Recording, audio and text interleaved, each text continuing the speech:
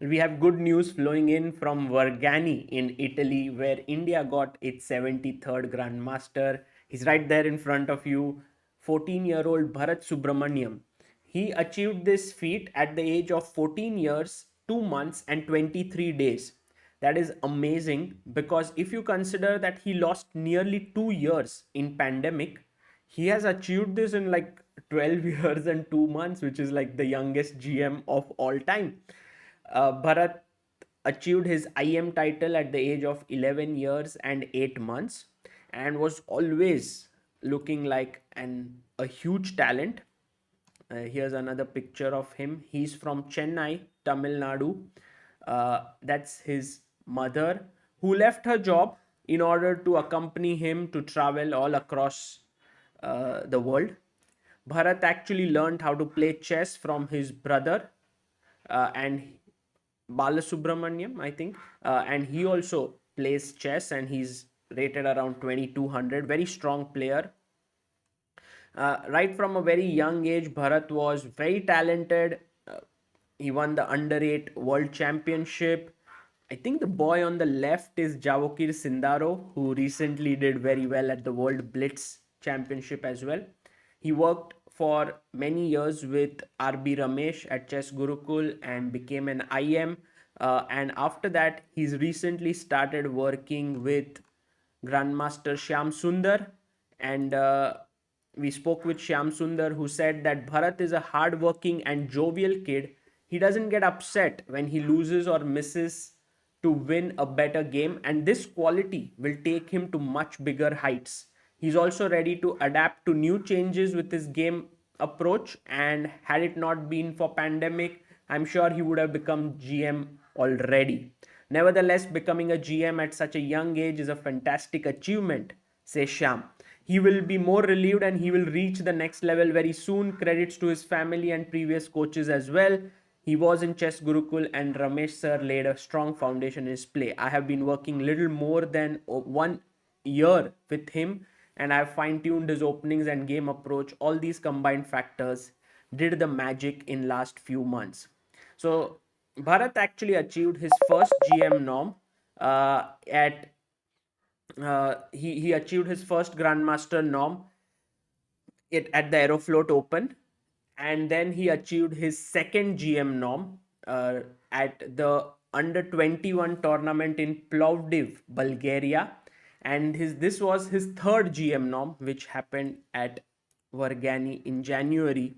And what was very impressive is that in this event, he was actually in a bit of trouble because he had lost to Anton Korobov and then he had drawn with Lalit Babu and lost to Neiman. So he had to win his last 2 rounds against Kozul and Iniyan in order to achieve this feat. And he managed to win both these games on demand, which is really phenomenal. And I would like to take you through both of these games. Um, the Indian game in detail and the Kozul game. I want to show a bit of the extract to show you how strong and sharp he is, as this is his game against Kozul, who's a very strong grandmaster, and this is him playing against Iniyan. So let's first have a look at his game against Iniyan here. This is the last round. Bharat is playing with the black pieces. The game opens with d4, knight f6, c4, e6, knight to c3. And here Bharat plays his favorite opening, the Benoni. Benoni is often considered to be risky because imagine after d5 takes, what you are giving white is a very strong center. You have a queenside majority, but in the opening, central pawns are much more important than the flank pawns. But these are exactly kind of openings which are very good in must-win situations, and also for player like Bharat who relies heavily on tactical play. So even though his position might be strategically worse, he will find tactical ideas to keep the balance. d6, e4, g6, f4. Iniyan is also very aggressive. He goes for the 4-pawn attack, or as they call this, bishop g7, check. And now knight bd7 is not a very good idea because e5 breaks are very dangerous in such positions. So the right move here is knight fd7. You bring back your knight. So now e5 is not really a big threat. Knight first a4 castles, knight f3. And now, seeing that this square is slightly weakened because of a4, Bharat goes and puts his knight on b4. King h1 was played, and now a6, pushing the bishop away. Until here, there were few games played, but now Bharat plays rook b8, which is the first new move of the game. The kind of logical, he wants to aim for b5 at the right moment. Bishop d2. White wants to bolster his structure with b3 and rook c1. Knight b6, and here Iniyan should have actually kept his bishop on the board, and he's doing quite well, but he played b3, and from here I think Bharat takes over. First bishop g4, good move, developing his last piece. Rook c1, take on c4, pawn takes, and now this is typical Bharat like play. Knight d3, first going in, attacking the rook. If the rook moves away, let's say rook b1, I'm sure he would have gone knight f4, because his point was that here this knight is hanging. Although this position is quite okay for white, you don't really want to give up a pawn. So Iniyan said, let me play my rook here and keep this knight defended. So here's my first question to you. Pause this video and try to figure out what should black do in this position. Black to play. Well, if you have thought here, kudos if you found the move f5. What a powerful strike right in the center, and this move is very, very strong. You can't play e5 because this square is very well guarded with all your pieces. So he played h3, and now Bharat, of course, took on e4. If you take on g4, your f3 is hanging. It's not great. So he played knight e4. And now, once again, good move, bishop f5. You see the bishop attacks the knight, also creates an x-ray here. Knight fg5, queen e7 was played. There's a pin here. And Iniyan played his knight to g3, hoping that he could win this bishop, which is very important piece. Once again, pause this video and try to figure out what did Bharat do here. These are the kind of moves that Bharat spots instantly, and he was able to find it once again. What is the move? Knight takes f4. Brilliant move, because now I have unleashed an attack on your rook. If you were to play something like knight takes f5, then after rook takes f5, the position looks pretty good. So for example, here f4 is hanging in the position. So this would give white an advantage. But I think knight f5, what Bharat could have done here, maybe the knight on g5 is hanging. So he could have taken this. And now g2 is a mate. And if you were to take bishop f4, then queen f5. So that was his tactical point which he saw. Also, another possibility was bishop f4, but now bishop c2, queen c2 and rook f4. That was another tactic that Bharat had seen, which is winning. So you can't really take on, but I think still knight f5 was the best, and queen g5, and the game goes on. Maybe you take with the rook and I take with the rook, and then this position, let's say something like rook f3, queen f6.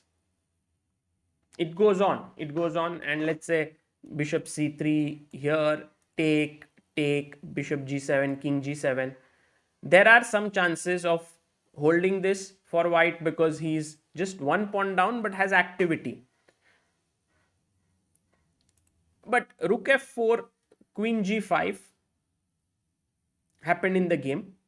And now he took with the rook. Here he could have also taken with the knight and transposed into that position that we were talking about.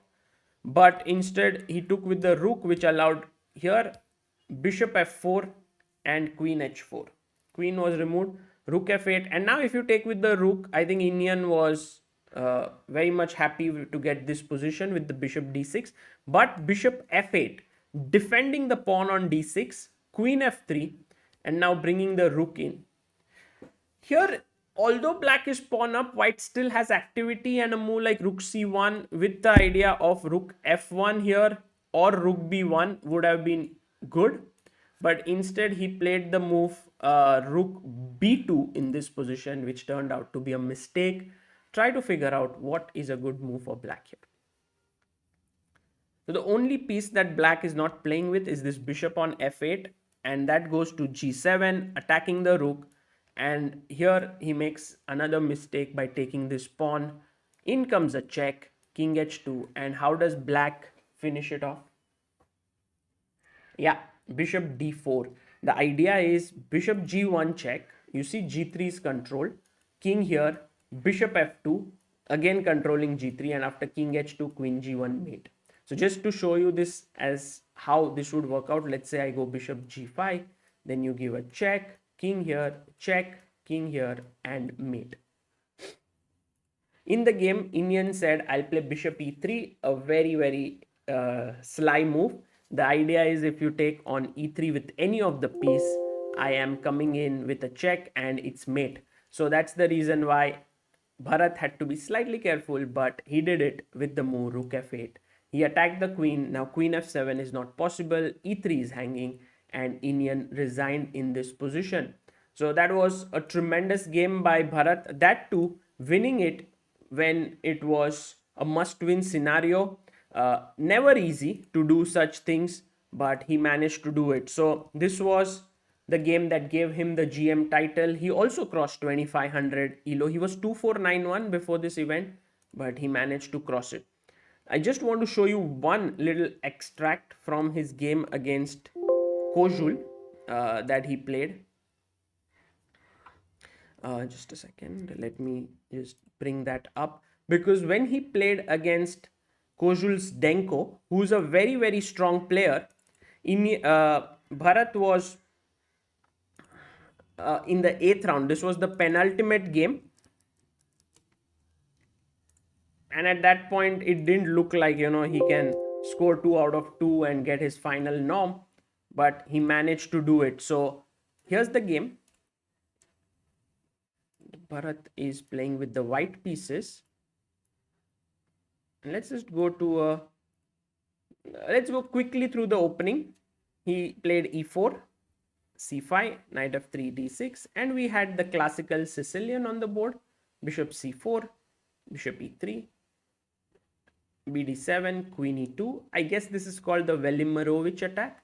Knight a5, g4, takes, h5, g5, and Bharat gave up a pawn here, but in return he got good attacking chances. Dark squares are slightly weak.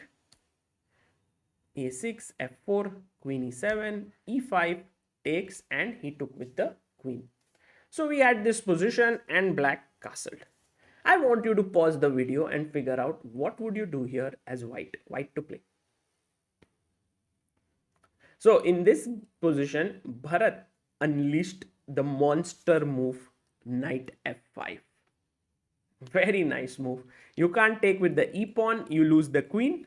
If you take with the g pawn, then I have rook g1 check. You go to h8, I have what now? What's the move?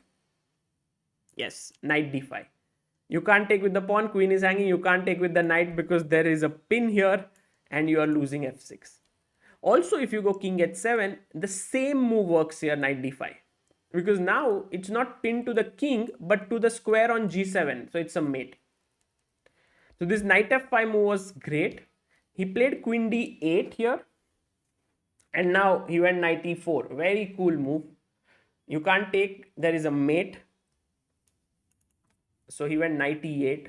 And now there were many ways to get a good position. He went knight c5 in the position, Bharat, and after takes, he managed to get an exchange up endgame. It was very, very complicated. In fact, at some point should have been drawn, but Bharat managed to win this. However, there was a very nice way, and I'm sure Bharat would have loved to play this way, which was check, king here, and now the key move, which is knight g4. And I'm threatening knight f6 check. You can't take because after hg there is a mate here. I think this move is not easy to see knight g4. And if you play f6, then I have queen d4 attacking here. And with this, that could have been an easier win in the game. But all in all, a great performance by the youngster. We now have 73 GMs in India. We are 27 GMs away from reaching the 100 mark. But for now, a big congratulations to Bharat, his family, his father, who has been a big support to him. He has always been by his side, and I think this boy has great potential to become a very strong player in future. We are very excited with another young talent coming in, and we will be following him. He's born in 2007, so in the we had like 2004 we had Nihal, and there were many other players. In 2005 we had Prag, Raunak, in that gang. In 2006 we had Gukesh, we have Gukesh, Leon, and that gang who's there, Pranav. And this is the first Grandmaster of 2007 year who's born in 2004 India. So that's very nice to see that the next gen keeps on rolling in the country. For now, this is Sagar Shah signing off. Please do send in your congratulations to Bharat in the comment section. Bye bye.